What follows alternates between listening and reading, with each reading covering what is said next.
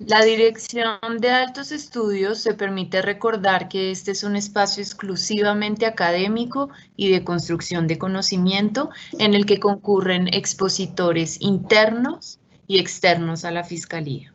Por lo tanto, las posiciones expuestas por los conferencistas no necesariamente reflejan las posturas oficiales de la institución. Este espacio cuenta con un foro destinado para sus preguntas. Les recomendamos que sus inquietudes estén directamente relacionadas con el tema aquí abordado y que sean claras y concretas. Bienvenidos. Muy buenos días para todos los servidores de la Fiscalía General de la Nación que en este momento se encuentran conectados a través de su plataforma virtual Somos Fiscalía. Esperamos se encuentren muy bien de salud, al igual que sus familias, que vaya evolucionando el tema del confinamiento de una manera adecuada. En el día de hoy, en la semana de hoy, iniciamos la semana número 8 en este periplo de conferencias virtuales.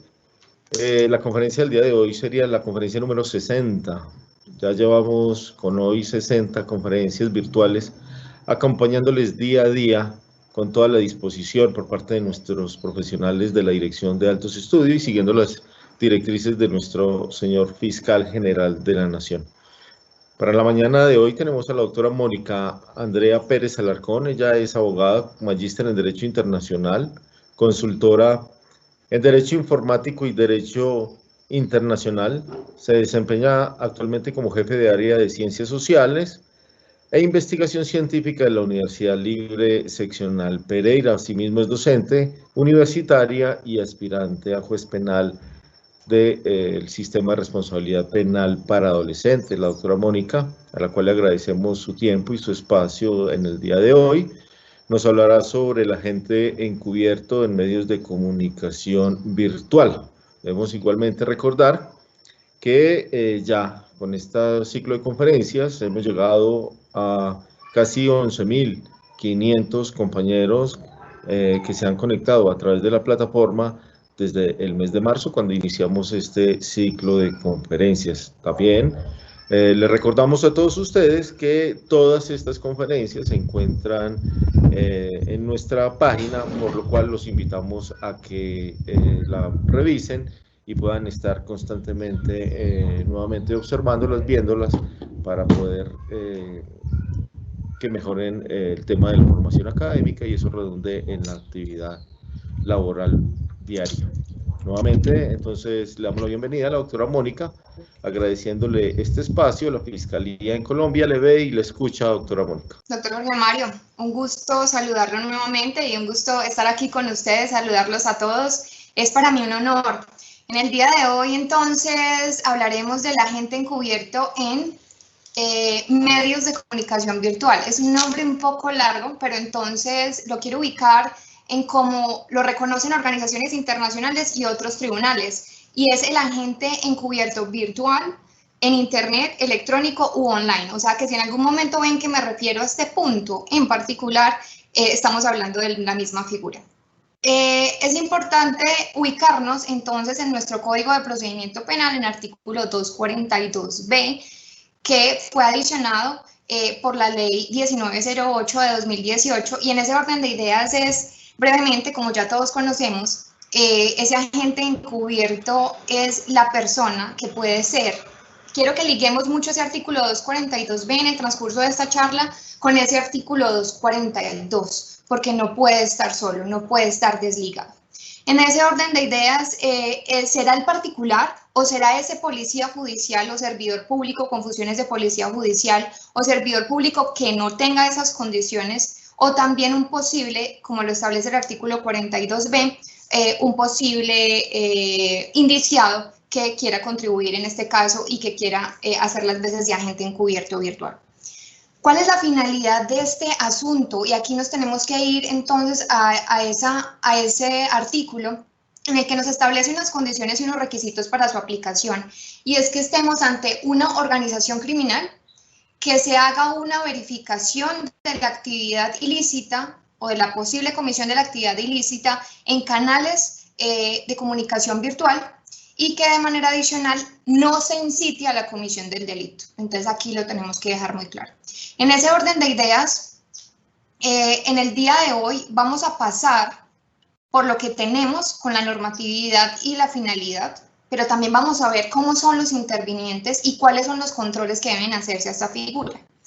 Quiero que miremos algunos casos y quiero que miremos aspectos de identidad y Big Data, porque son muy relevantes para nuestra presentación el día de hoy.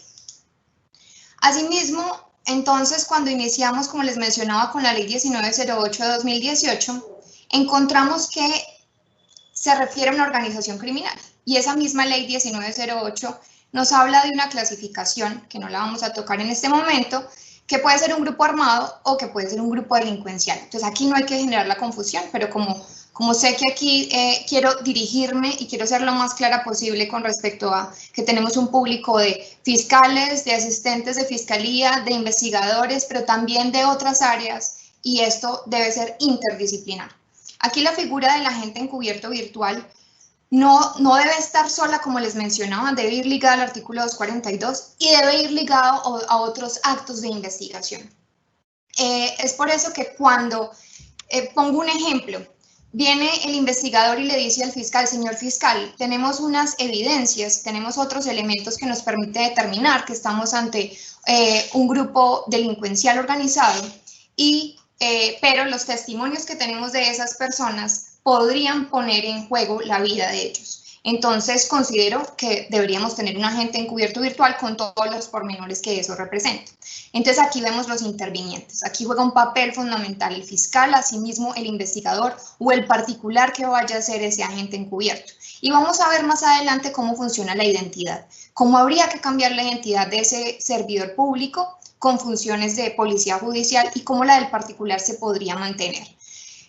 Aquí es muy importante revisar que esta figura requiere de una orden absolutamente por el fiscal con unos elementos razonablemente fundados y de manera adicional requiere de un control del juez de control de garantías.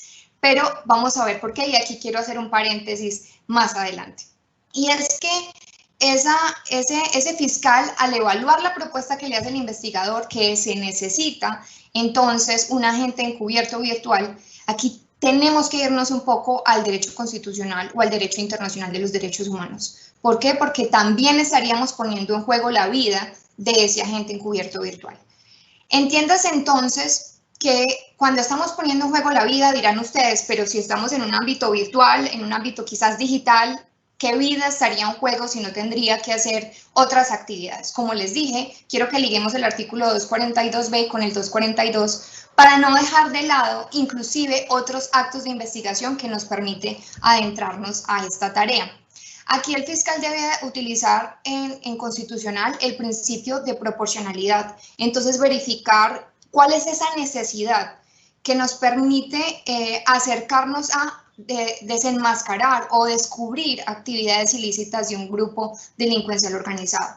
Estas figuras de los agentes encubiertos surgieron inicialmente, pues digamos en sus orígenes, encaminados a asuntos de narcotráfico y drogas, pero ahora vemos que con el aspecto de la globalización podría estar enmarcado a otros escenarios. Entonces, listo, ya miramos la necesidad. No es necesario porque no, estos testimonios de las otras evidencias previas que teníamos ponen en juego la vida de esos testigos.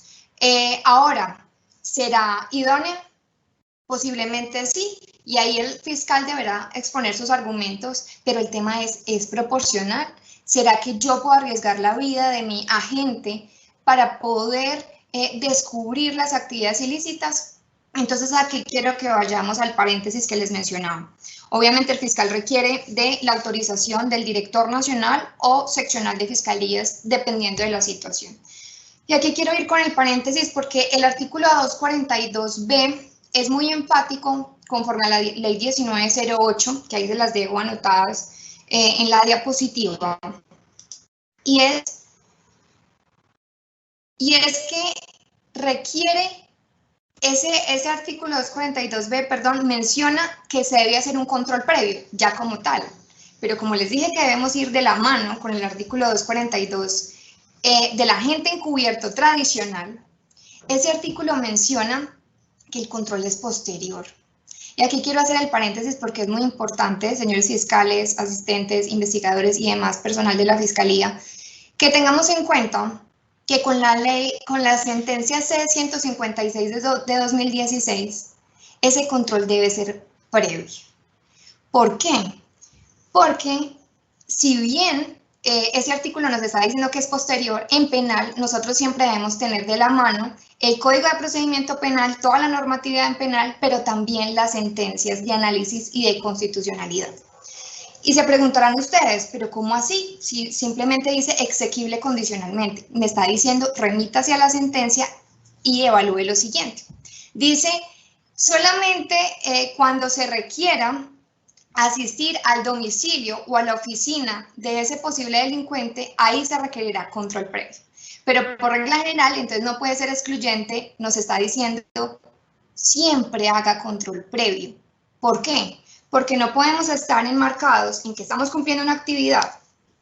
Pongamos en el ejemplo, el agente encubierto en una misión, en un ambiente público, pero de un momento a otro tiene que ir a la oficina o al domicilio del delincuente. Y entonces va a entrar y va a decir, no, esto no tuvo control previo. Por regla general debe tener un control previo. Además, el artículo 242b, ya ubicándonos en nuestro tema, refiere el control previo. Y ojo, eso no está diciendo, no está queriendo decir que tampoco haya control posterior. Esto teniendo en cuenta las excepciones que plantea el artículo 250 constitucional. Aquí estamos en el marco de asuntos de derechos fundamentales, como lo mencionaba, Derecho Internacional de Derechos Humanos, y por ende hago este paréntesis para dejar claridad que en la intervención, para este caso, tanto del fiscal con su orden y de manera adicional del control efectivo que hace el juez de control de garantías para que esa orden y esa ejecución de la orden no sean ilegales, es muy importante hacer control previo y control posterior. Asimismo, para evitar la exclusión de las pruebas o de los elementos materiales probatorios obtenidos. Una vez hemos reconocido entonces esos pormenores de los intervinientes, también es muy importante hablar ya hablamos entonces del control que debe hacer el juez, de los elementos que debe tener el fiscal, del principio de proporcionalidad que se le sugiere que aplique, y de manera adicional hay que hablar del agente de control. Claro, esa persona que se va a desempeñar como agente encubierto en medios de comunicación virtual requerirá un agente de control que lo esté apoyando de alguna manera, que esté verificando la legalidad de sus actos, que esté verificando que tiene todos los aspectos o los elementos que requiere para cumplir con su labor. Y ese agente de control también juega un papel fundamental de verificación de todas las garantías y de los derechos fundamentales, entonces, en este caso.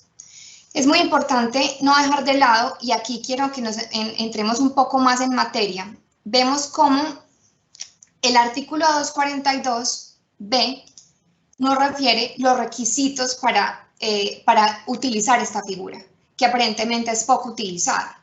Por eso yo sugiero que, además de utilizar la figura del agente encubierto en medios de comunicación virtual, vaya ligado con las actividades que hace ese artículo 242 y con las demás, como el artículo 236, 239 o demás actos de investigación. Aquí debemos verificar entonces que la norma nos habla de organización criminal. Y la ley 1908 de 2018 nos habla de GDO o de grupos delincuenciales organizados. Entonces aquí tengamos esa figura, tengamos el aspecto de canales cerrados de comunicación y tengamos la figura de no incitar a la comisión del delito. Para eso quiero ubicarlos en 3 ejemplos que les he traído el día de hoy. Y es organización criminal. A veces creemos que estamos ante una organización criminal y no necesariamente lo es, o creemos que estamos ante un solo individuo actuando en una actividad ilícita, pero puede haber detrás de él una organización. Por eso es muy relevante analizarlo. Primer ejemplo, caso España, alias Santiago. Es capturado en cooperación con la Policía Nacional Colombiana y la Policía Nacional Española. ¿Por qué? Porque tenía en su poder, era el que organizaba todas las comunicaciones y tenía todos los servidores del ELN. Segundo ejemplo, Sentencia STS 667-2007, Tribunal Español. Esa decisión refiere un acto de pornografía infantil y aquí vemos que aparentemente es una persona, pero tiene un canal cerrado de comunicación en el que actúa con otros adultos mayores e inclusive se dan encuentros con los hijos de estos para compartir material de pornografía infantil. Y el tercer escenario es el caso de una noticia en el que un agente de una multinacional dice: yo fui un bot en Twitter y por ende tenía un equipo en el que generábamos tendencias, inflábamos las tendencias en Twitter y generábamos una influencia en el orden, en la opinión pública. Tres escenarios que ahora los voy a desarrollar más. Vemos en estos tres que aparentemente tenemos o una organización criminal o una sola persona. Entonces quiero dejar el mensaje en que no necesariamente cuando pensamos que tenemos un hecho aislado de pornografía o de ciberdelincuencia, estamos hablando de una sola persona. Eso nos podría encaminar a utilizar la figura del agente encubierto en medios de comunicación virtual porque cumple con los parámetros de ser una organización criminal. Y ya les voy a explicar por qué. Y es porque, recuerden esa ley 1908 que nos menciona, bueno, aquí tenemos que revisar que haya una pluralidad, que haya una permanencia y que haya una comisión de varios delitos. Aquí no podemos confundir en ese orden de ideas cuando en otros escenarios hemos asignado concierto para delinquir cuando no existe. Por eso es muy importante hacer claridad en esos aspectos de la ley 1908. Una vez tenemos entonces esta figura, es muy importante resaltar que el artículo 242b me dice: oiga, Mónica, si usted va a ser agente encubierto virtual, usted debe previamente saber que está ante una organización criminal, o sea, debe tener otros mecanismos, otras evidencias que le permite, o sea, en sí mismo el agente encubierto no va a ser la figura para llegar a determinar que hay una organización criminal, porque ese es su fin, de determinar que hay una actividad ilícita. Inclusive, no olviden que el agente encubierto también su razón de ser es para que cometa delitos, obviamente con los estándares y los temas de responsabilidad pertinentes para la situación en particular.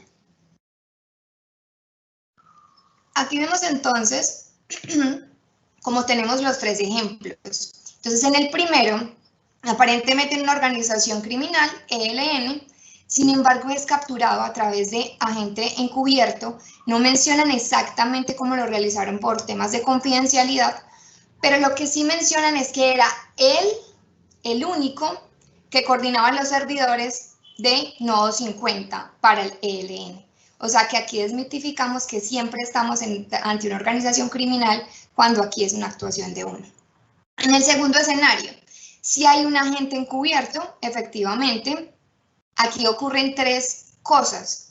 La primera es que en la apelación se alega que el agente encubierto no tenía autorización, como vemos entonces, y voy a ir contándoles que se resolvió en ese fallo, como vemos en la diapositiva anterior que les mostraba, debía tener la autorización de quien hiciera sus veces en ese país de director nacional o seccional de fiscalías y de manera adicional tenía que tener un control previo.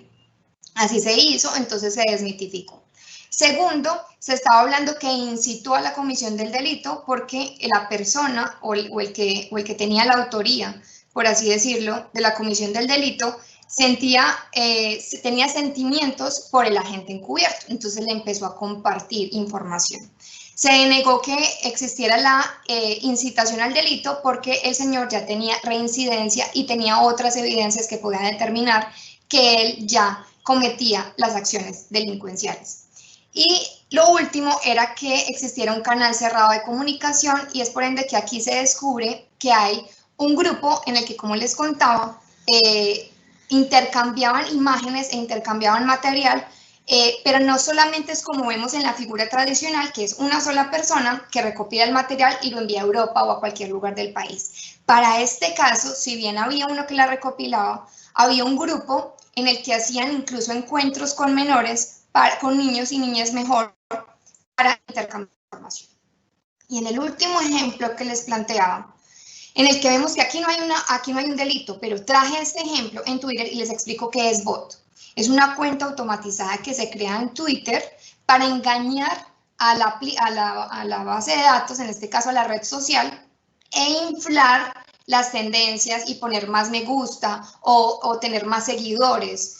Y de manera adicional, esta persona en esta noticia cuenta que aparentemente él era uno solo, que tenía diferentes bots, es decir, diferentes cuentas automatizadas y podría tener 10, 30, 40 cuentas. Pero en este caso él confiesa y dice, éramos un equipo que yo dirigía y eran 10 personas más en los que teníamos una permanencia en el tiempo, teníamos canales cerrados para hacer verificaciones de lo que estábamos realizando y de manera adicional cada uno tenía diferentes cuentas bot o trolls para generar influencia y para inflar las tendencias en Twitter.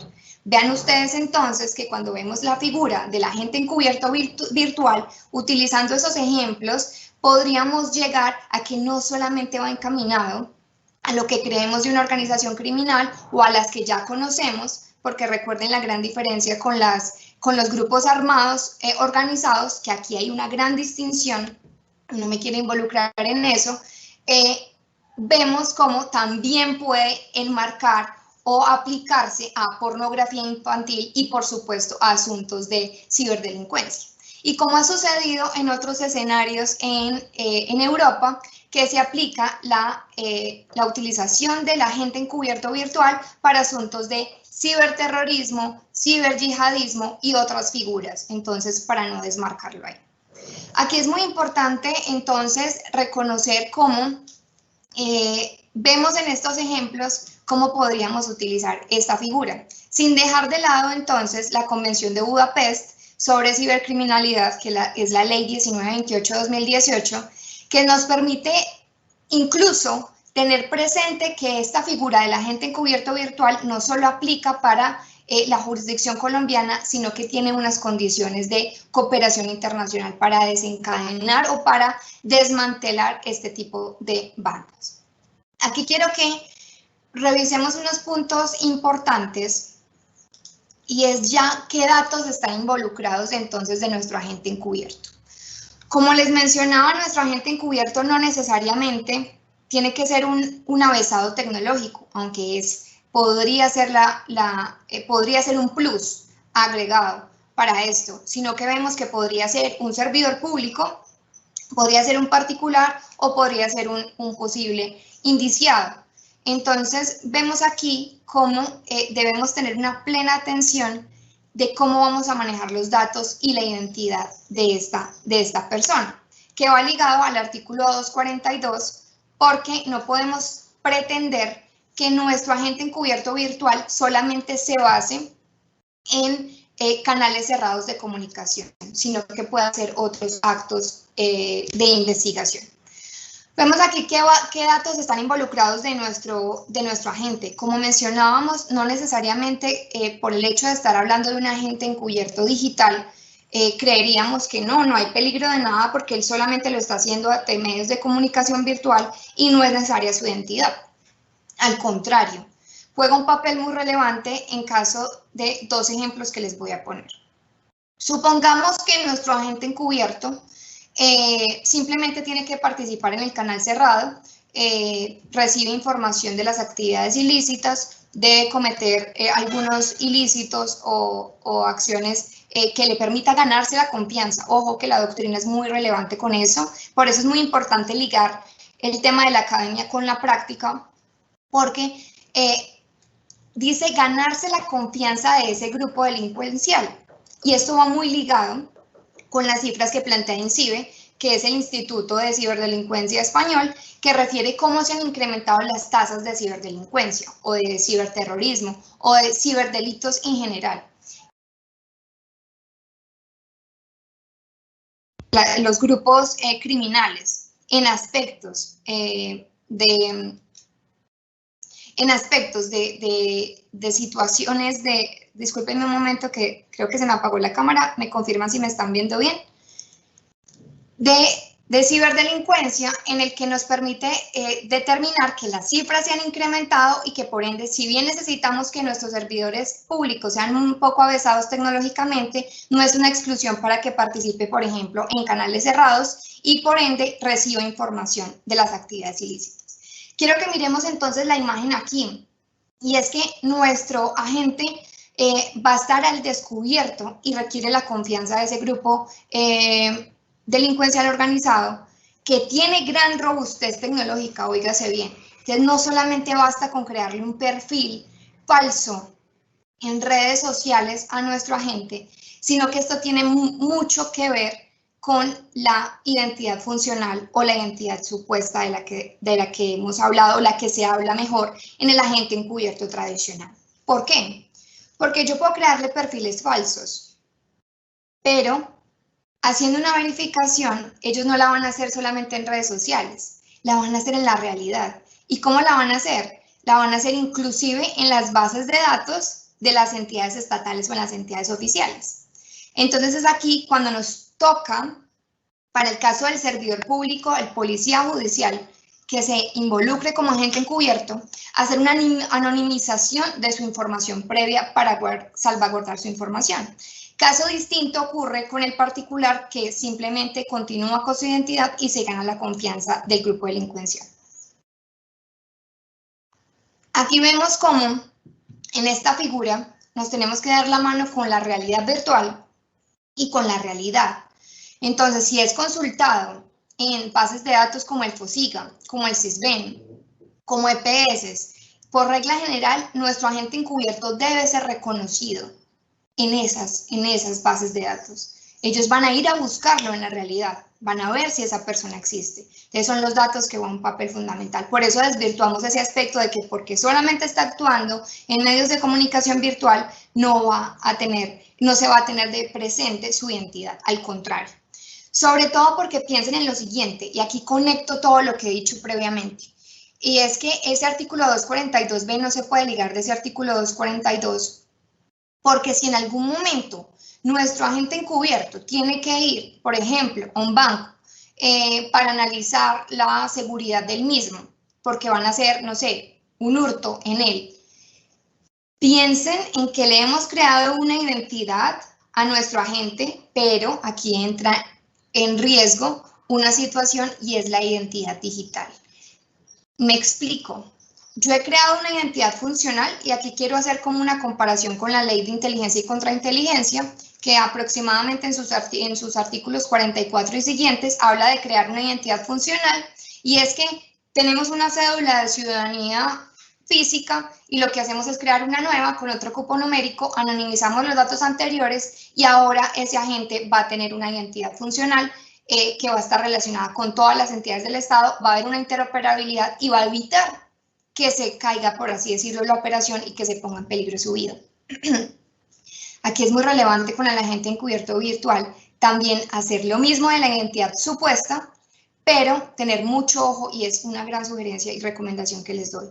Y es que recuerden que ahora tenemos bases de datos domésticas o bases de datos creadas, adicionales de las que tenemos en las entidades públicas, que nos dan mayor garantía. Y es que un banco, porque prima en algunas ocasiones las necesidades financieras y económicas, un banco tiene bases de datos privadas y ha creado identidades y recolectado información biométrica, por eso pongo el iris en este caso. Entonces, pude haber creado una identidad funcional para mi agente, pude haberle hecho una realidad virtual, pero también una realidad tradicional con las bases de datos de las entidades públicas, pero mi caída podría estar en las bases de datos que han creado otras entidades como bancos y demás, o cuando nuestro agente debe ir, por ejemplo, a un conjunto residencial y allá tienen cámaras y también tienen bases de datos creadas. Ahí podría ser el vacío que exista para que caiga, digamos, nuestra operación. Entonces, nuestra identidad funcional debe ir muy ligada a asuntos de realidad virtual, pero también de aspectos de la vida cotidiana, porque esto va muy ligado con defensa y seguridad nacional.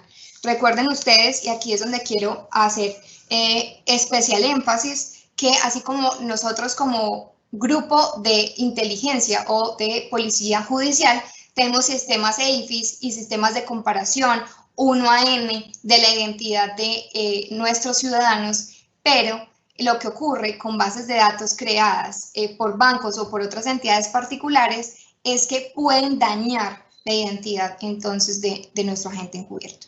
Quiero ir finalizando con lo siguiente, y es como les venía hablando de la identidad digital, para que lo vayamos pensando, para que lo tengan presente, para que tengan presente que ahora tenemos una cédula de ciudadanía física, pero vamos a llegar, y no estamos muy lejos porque ya estamos utilizando reconocimiento facial en diferentes de en los diferentes escenarios de investigación, y no solo de investigación, sino de verificación, por ejemplo, que en esta contingencia del COVID-19 identifiquemos a través de aeronáutica civil el rostro de la persona para evitar que esté el vigilante al ingreso de cada puerta de seguridad para verificar la identidad. Entonces, tenemos que tener de presente que ya no vamos a pasar a crearle esa identidad funcional con doble cédula a nuestro agente, sino que vamos a llegar a tener una identidad digital en la que con el solo hecho de tener un smartphone, con el solo hecho de que alguien que tenga funciones de policía judicial o una autoridad en particular me detenga en algún escenario, me pida mi información y pueda consultar con mi reconocimiento facial mi información de cédula de ciudadanía con todos los estándares, por supuesto, de seguridad. Se preguntarán ustedes, ¿qué pasará entonces con las personas mayores? Para ellos continuará una cédula de ciudadanía, pero electrónica, que sí cumpla con las condiciones y que ahora todas las entidades consultemos a través de la nube la información relevante de todos los ciudadanos. Es por eso que yo les quiero dejar un mensaje muy importante. Como ven ustedes aquí en la imagen, juega un papel fundamental la identidad digital, pero también juega un papel fundamental las bases de datos que tenemos y que consultamos. Por eso les mencionaba, ligar ese artículo 242b con otros escenarios, que no nos quede limitada, o sea, obviamente haciendo control previo por el juez de control de garantías, control posterior, revisando todas las garantías tanto para los implicados e intervinientes en todos los escenarios, y así evitar que reconozcamos o que identifiquemos que no solamente nuestro agente encubierto va a ser un avesado tecnológico, sino que puede ser cualquier persona, y que aquí tenemos que revisar y prestarle un apoyo constante con ese agente de control de todas las actividades que va a realizar. El último ejemplo que quiero ponerles es, supongamos que un grupo delincuencial necesita un hacker y está buscando un hacker porque necesita hacer una labor o necesita encontrar algún experto tecnológico para crear ransomware o crear malware, que esto en términos técnicos significa que hurtemos datos informáticos y cobremos por su devolución, o que generemos virus o generemos alertas o que dañemos infraestructuras tecnológicas de entidades estatales o de entidades privadas. Vean que aquí cambia la figura, cada caso es un universo. Entonces vamos a encontrar que en algunos escenarios vamos a necesitar cualquiera de nuestros funcionarios simplemente para que participe en la actividad delincuencial, pero en algunos otros un experto tecnológico para que así mismo como agente encubierto participe. Y aquí es donde tenemos que tener una plena verificación de la identidad supuesta, de la identidad funcional, de las bases de datos que consultamos, y de estar muy ligados a los otros actos de investigación para que no se quede corta nuestra labor, porque no sabemos a qué nos vamos a enfrentar en esta situación. Finalmente, la información juega un papel fundamental, es por eso que no la podemos dejar de lado, y les agradezco muchísimo el día de hoy el haber escuchado mi charla, recibo sus preguntas y recuerden que estos son asuntos que son nuevos, pero que no pueden estar ajenos a nuestra realidad por las cifras que van aumentando, por el tema de globalización, por los asuntos de ciberdelincuencia, de utilizar lo que consideramos delitos tradicionales, pero utilizamos medios de comunicación virtual para llevarlos a cabo. Muchísimas gracias. Muchísimas gracias a usted, doctora Mónica, por tan clara exposición. Vamos a pasar a las preguntas de los servidores. Claro que sí. El agente encubierto que pone en la red el servicio de venta de drogas ilícitas y empieza a enviar información para atraer compradores en la Deep Web, seguramente está instigando a que alguien se interese en su producto ilícito.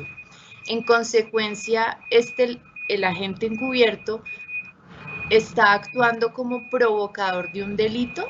¿Esta actividad es legal?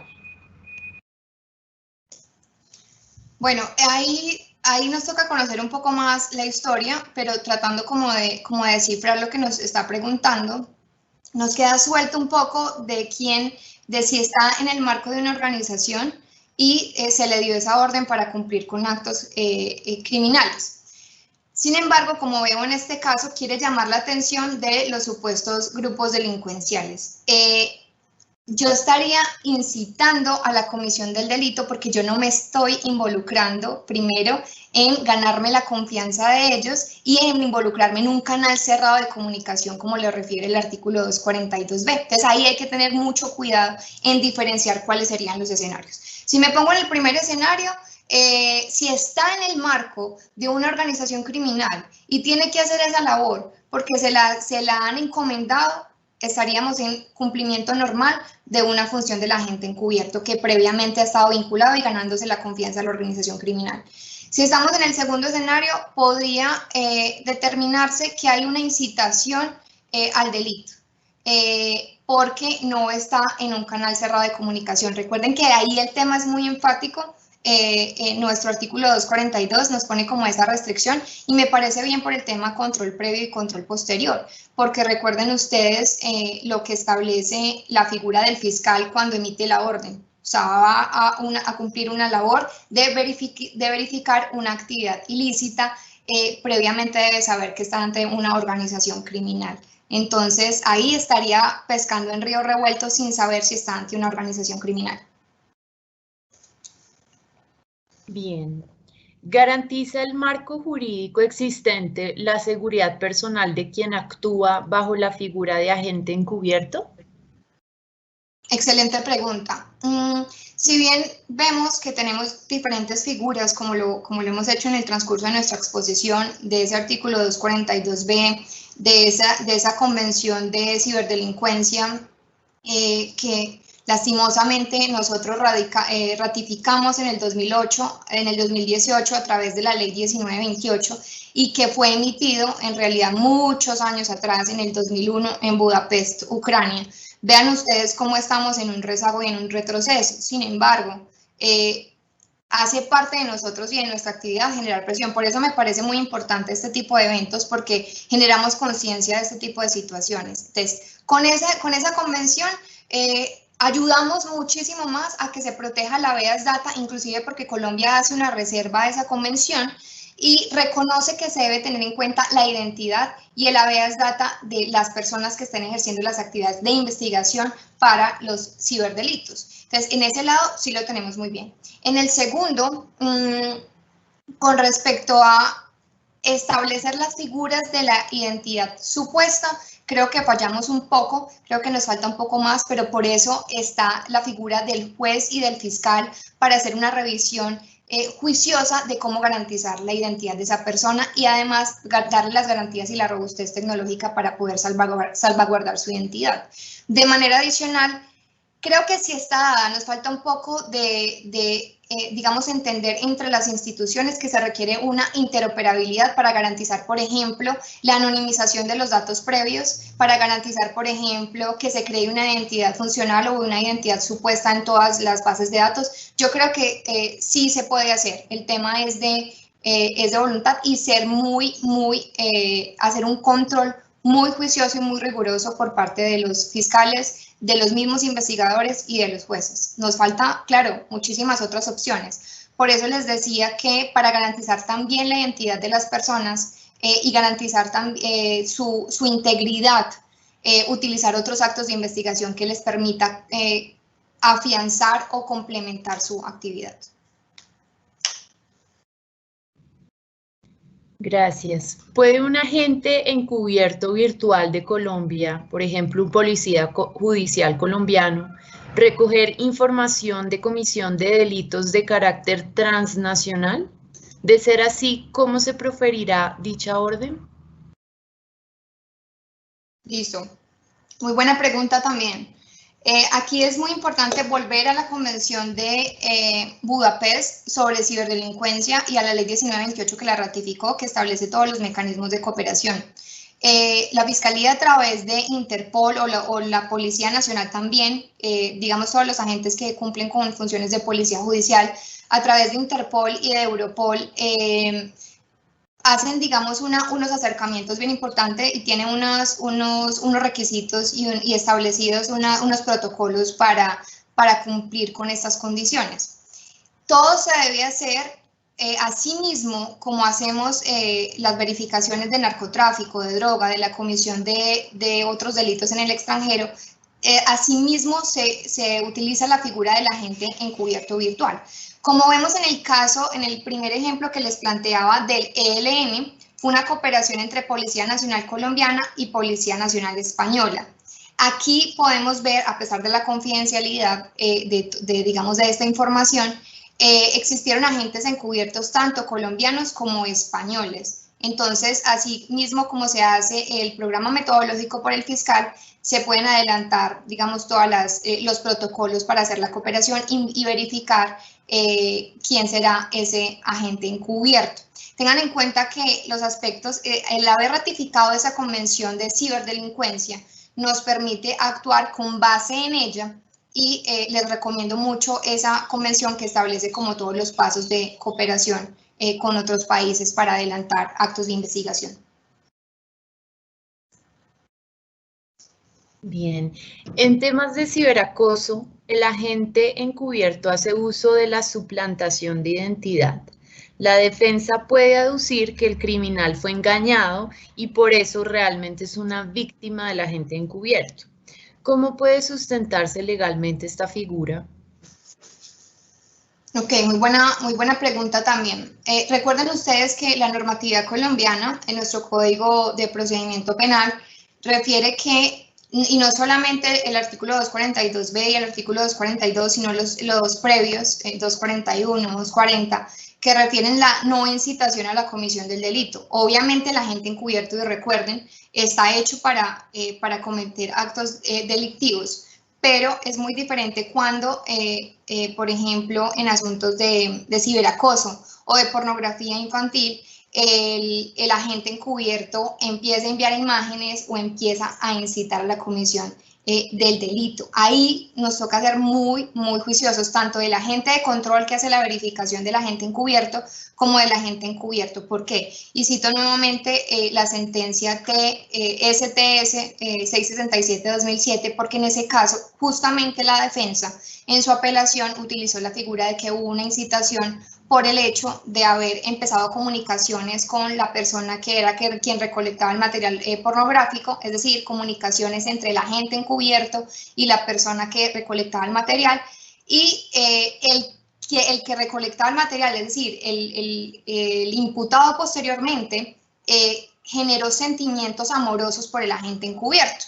Entonces estaba alegando a través de la apelación que lo enamoró o que lo incitó a cometer el delito. En ningún momento, digamos en este caso, se logra ver que hubo una incitación, se logra determinar que previo al tema de las conversaciones amorosas, la persona ya le había compartido información. Entonces, en el tema de la defensa, claro que lo puede alegar siempre que hubo una incitación a la comisión del delito. Lo que hay que evidenciar es en qué momento le toca a usted cometer el delito para ganar su confianza, pero no llamarlo o buscar la manera en el que él le envíe la información a usted. Me explico con lo siguiente. En el aspecto del ciberacoso,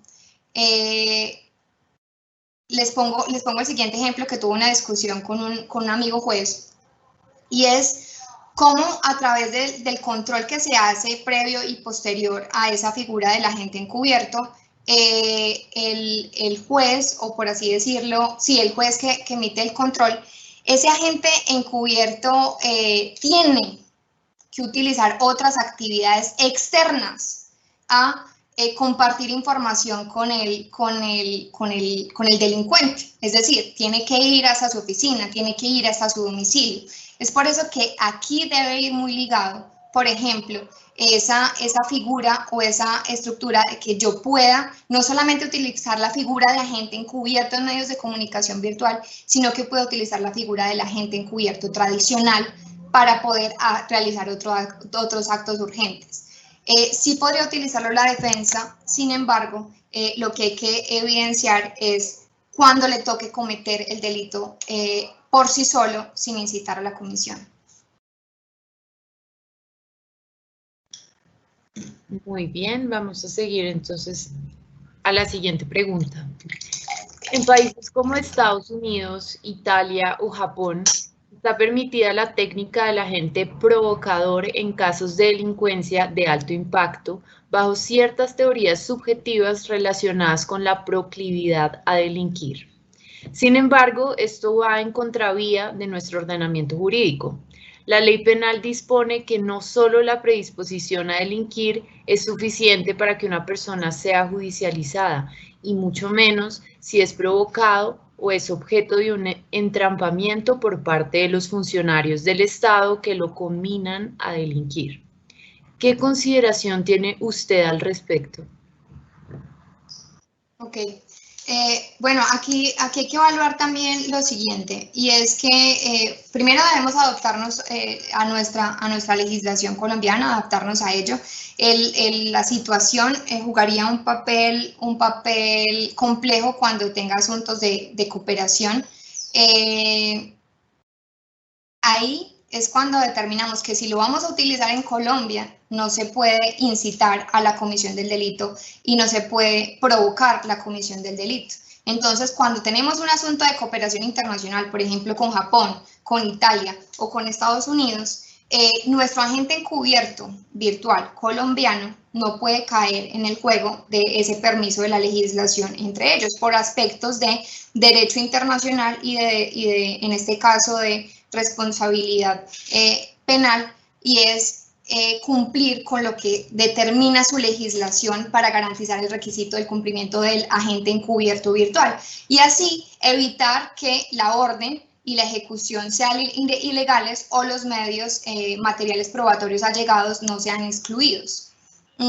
De manera adicional, habría que revisar inclusive es otra cosa, digamos, la figura de utilizar el agente encubierto o el agente encubierto electrónico, online, en Internet, de Japón, Estados Unidos, porque otra cosa aplicaría con la figura de eso, digamos, de la legalidad de su país. Sin embargo, si el agente encubierto colombiano y digamos, sus elementos materiales probatorios obtenidos, en este caso, van a ser compartidos con Japón, ahí pecaríamos por omisión porque no provocamos la comisión del delito.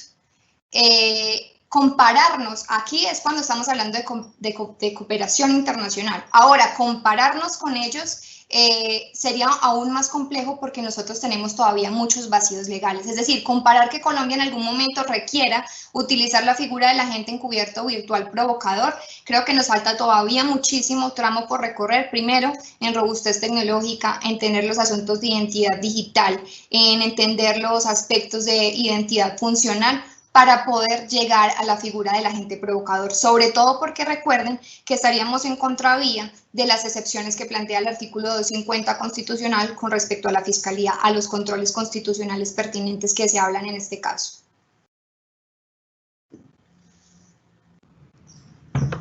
Muchísimas gracias, doctora Lorena. Creo que por el momento esas fueron todas las preguntas que tendríamos que hacerle en esta mañana. Le agradecemos muchísimo por su tiempo y su espacio sobre este tema tan importante. Muchas gracias. No, muchas gracias a ustedes. Nuevamente a toda la Fiscalía, mi admiración, a los fiscales, a los asistentes de fiscales, a los investigadores, a los demás participantes. Yo sé que tienen unas figuras muy interdisciplinares con respecto a estos asuntos y es un honor para mí estar aquí. Muchísimas gracias, doctor Jorge Mario, también, y a todo su equipo y a la escuela, al centro de estudios. Gracias de nuevo, doctora. A nuestros servidores también muchísimas gracias por acompañarnos esta mañana. Los invitamos a nuestra charla del día miércoles 27 de mayo, es decir, mañana, a las 9 de la mañana será el manejo de evidencia biológica. Esperamos contar con ustedes y les deseamos un muy buen día. Hasta luego.